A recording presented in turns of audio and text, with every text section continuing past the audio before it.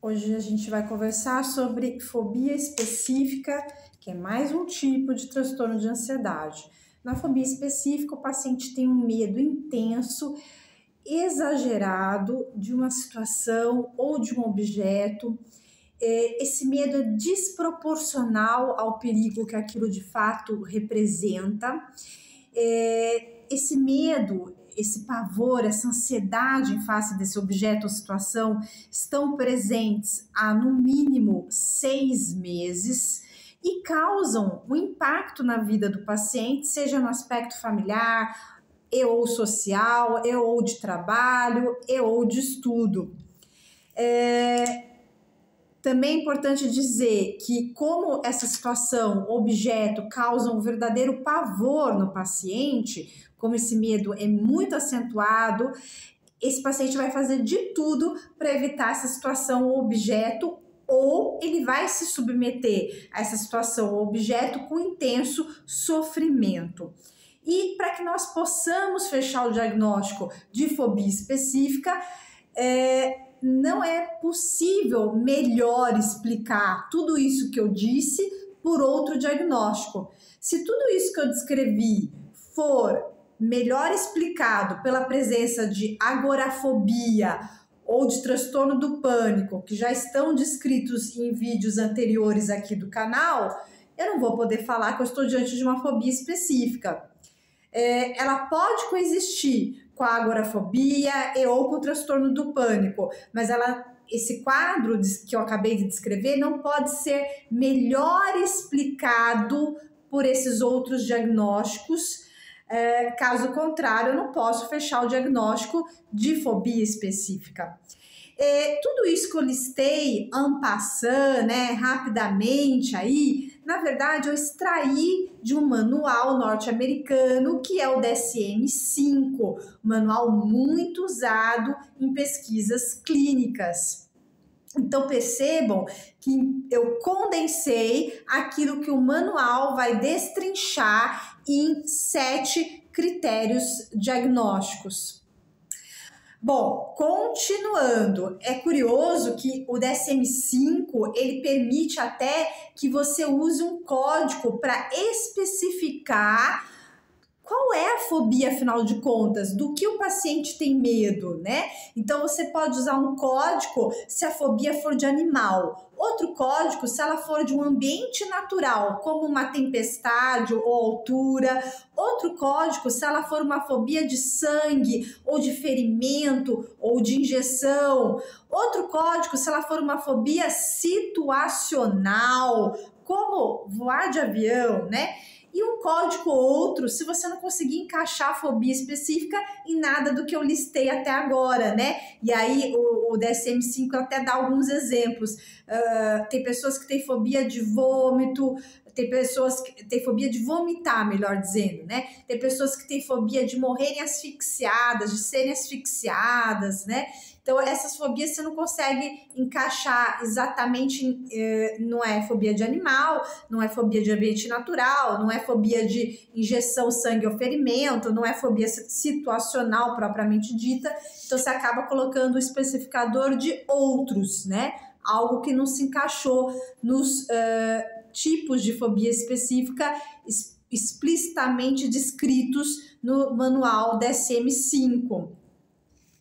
A CID-10, que é um manual mundial, né, feito pela OMS, também traz critérios diagnósticos próprios que não são muito diferentes dos que eu listei extraídos do DSM-5.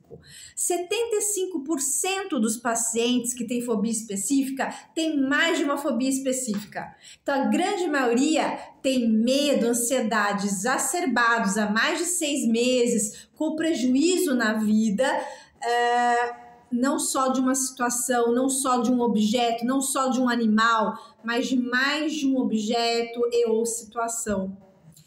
E é interessante que esses quadros, geralmente, eles têm início na infância e nem sempre desencadeados por situações traumáticas. Por vezes, fica claro que a fobia específica foi desencadeada por uma situação traumática. Outras vezes, não houve uma situação traumática desencadeante. Tá? É um quadro mais prevalente em mulheres do que em homens. Diagnósticos diferenciais importantes: a própria agorafobia e o transtorno do pânico, que podem coexistir com a fobia específica, mas tem sintomas e sinais parecidos por vezes e podem, então, nos confundir na hora de formular os diagnósticos. Então, atenção a esses diagnósticos diferenciais, sobretudo. Como é um quadro que tem início geralmente na infância, ele pode ter início na idade adulta, tá? Mas geralmente o início é na infância.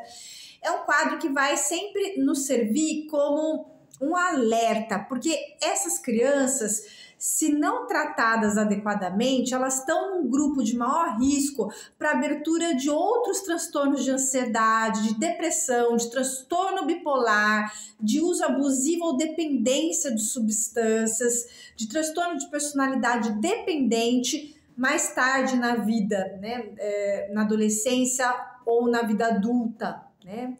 No caso específico do transtorno de personalidade dependente, necessariamente na vida adulta, porque é um diagnóstico que só pode ser feito na vida adulta. Mas perceba, então, que é necessário bem cuidar desses pacientes, dessas situações, para que nós consigamos mitigar, diminuir a chance de abertura de quadros outros mais tardiamente. Qual que é o tratamento? O tratamento envolve terapia cognitivo-comportamental e medicação. Perceba que um dos critérios diagnósticos para você conseguir fechar o diagnóstico de fobia específica é que esse medo ou ansiedade desencadeados pela situação ou objeto sejam tão intensos, tão impactantes a ponto da pessoa ter algum prejuízo na vida social ou laboral ou de estudo. Então, a bem da verdade, pense comigo, se uma pessoa tem muito medo de voar de avião, mas ela quase nunca precisa voar de avião, é claro que há uma fobia, mas pelos critérios do manual diagnóstico do DSM-5, eu não vou poder dizer que é uma fobia específica. E do ponto de vista medicamentoso, como essa pessoa é pouco exposta àquilo que lhe dá medo, eu não preciso medicar essa pessoa cronicamente. Eu vou orientar essa pessoa, por exemplo, eu como médica, vou orientar essa pessoa a usar uma medicação que a tranquilize um pouco antes do início da exposição ao objeto ou situação que causa medo.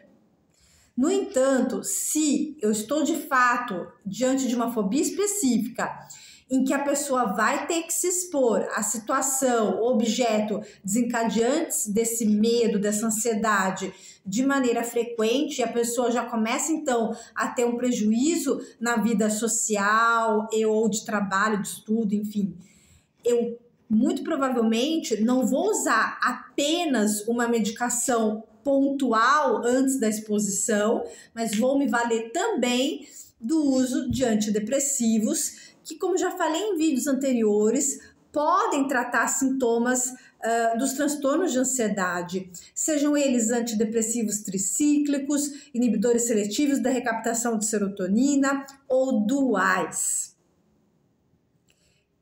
Isso não pode ser feito na forma de automedicação. É claro que tudo isso que eu estou falando só pode ser feito com orientação médica.